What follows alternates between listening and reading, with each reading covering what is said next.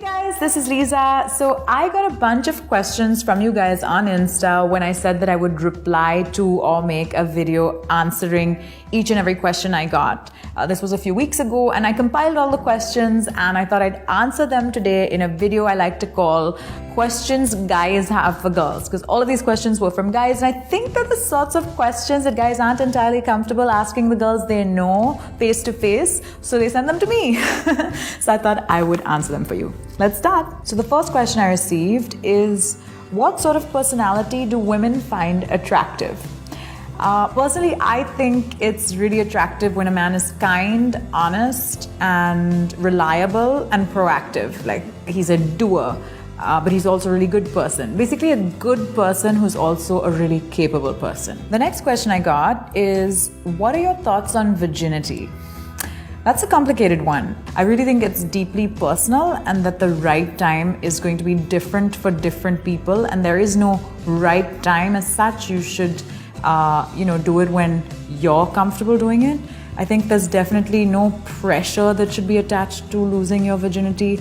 And on the other hand, there should also be no stigma attached to losing your virginity. I think certain cultures judge women, particularly more than men, for losing their virginity, and that's not cool either. I think it should just be a non-issue and really left to people to figure out individually, rather than something that you're judging people on. I think it's definitely not cool to judge someone based on whether they've had sex or whether they haven't had sex. It's really up to them. I think virginity is no one's business other than the two people involved. Okay, third question is, what do girls think of as the ideal age difference in a relationship? Again, I think that's different for different people. I think a lot of people obviously just look for someone in their own age bracket roughly, but there are lots of women who like younger men, lots of women who like older men. J-Lo and Madonna with younger men, Amal Clooney, Kareena Kapoor, they're with older men. So really, I think different women are looking for different things at different points in their life.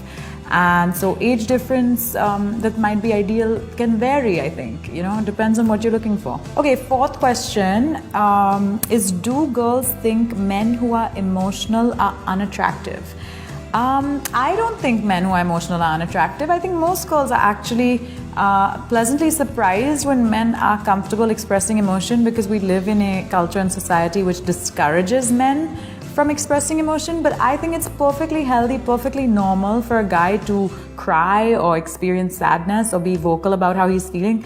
I think that's perfectly acceptable. I would even encourage guys to be comfortable experiencing and expressing their emotions.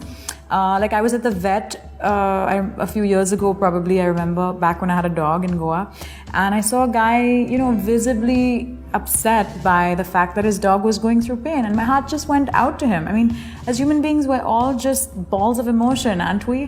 Why shouldn't guys be able to express those emotions just as much as girls can? So fifth question is, why are girls mean to each other? Now, obviously, I wish girls weren't mean to each other, but sadly, it is true that women can be really mean to each other. And I actually did some research about this because it's a topic I feel quite strongly about.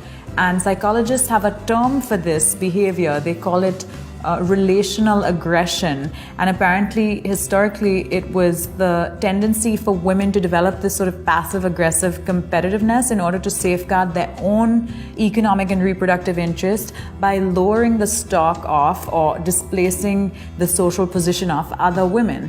But we don't live in a society like that anymore, I hope, where we have to fight with other women or take what they have in order for us to have more. I think there's enough to go around, and I think more and more women realize and recognize that. So it's become really cool to empower women and to help women to sort of build each other up instead of tearing each other down. I think that's such a great thing that's finally our generation definitely seems to be doing. And so I hope women will be less mean to each other, and I think already that's the case. So yeah, girl love. I'm a big fan of that idea, and I think women shouldn't be mean to each other. All right, sixth question is, how often do women think about sex? I think men would like to, or their fantasy might be that women think about sex all the time. That's not true. I think different women, again, it's different for different people, and some days are different than other days.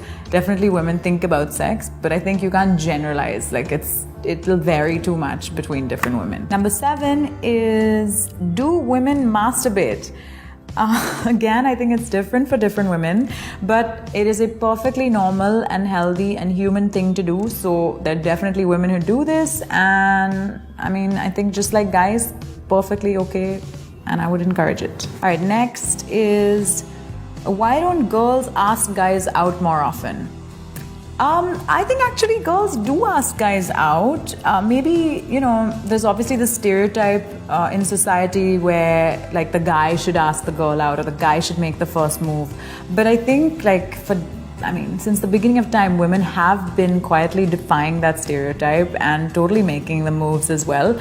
And obviously, as women are made to feel more and more comfortable expressing themselves without the fear of any sort of judgment or punishment, I think they'll do it even more. So yeah, I think women totally do ask guys out, and women should ask guys out, and I hope that they do, yeah. All right, the next question is, why do all girls think that they are fat? I wish we didn't, but it's true. I think a lot of women do feel like they wish they were thinner, even if they're already extremely thin, because I think it's just, non-stop exposure to society's fixation with women's appearances and women's bodies, and this mainstream idea that beauty is defined by a very conventional set of standards, and if you don't conform to those standards, you're not beautiful. I think it's really hard as a woman not to be influenced by those ideas, and they're all around magazine covers, billboards, it's really hard as a woman not to feel like something isn't imperfect about your body, and you could always be thinner, you could always be hotter. I think that's really, really hard to escape as a woman. So that's probably why women always complain that they're feeling fat, because regardless of how thin they are, it's never good enough. Which again, I wish it wasn't that way, and I think a lot of women do try and fight that, but it's really hard. I think the other thing is that women's bodies actually go through such a range of shifts during the month based on their menstrual cycle, that there are actually several times in the month that you do feel like bloated and heavy and swollen. And so that's also why I think women complain that they're feeling fat, because literally like your body just feels heavier and bigger than it did the day before based on the shifts that are happening in your body. So those are, I think, the reasons why, regardless of how thin a woman is, she might complain that she feels fat. All right, last question is, why do girls get fake nails? I think some girls get fake nails because their nails don't grow long enough, and they like having long nails so they can paint them like different colors. And also, often if you get fake nails, the manicure lasts longer, like you don't have to change the nail polish for up to 2 or 3 weeks, whereas if you're just using regular nail polish, it chips faster. So I think those are some of the reasons girls get fake nails. I think also, it can be a lot of fun for some women. They do all kinds of things like, put little diamonds on their nails or glitter, or all kinds of different kinds of fake nails are available. So it can be like a fashion statement for some women. Although personally, I just keep my nails natural, and I think a lot of women choose to do that as well. It's really just a personal choice, kind of like the colors you want to wear your clothing in or something like that. So that was a pretty random set of questions, but I had a lot of fun answering them. And as always, you can always send me a question, regardless of how awkward or shy you are of asking it to another girl. You can totally send it to me. I would be more than happy to answer.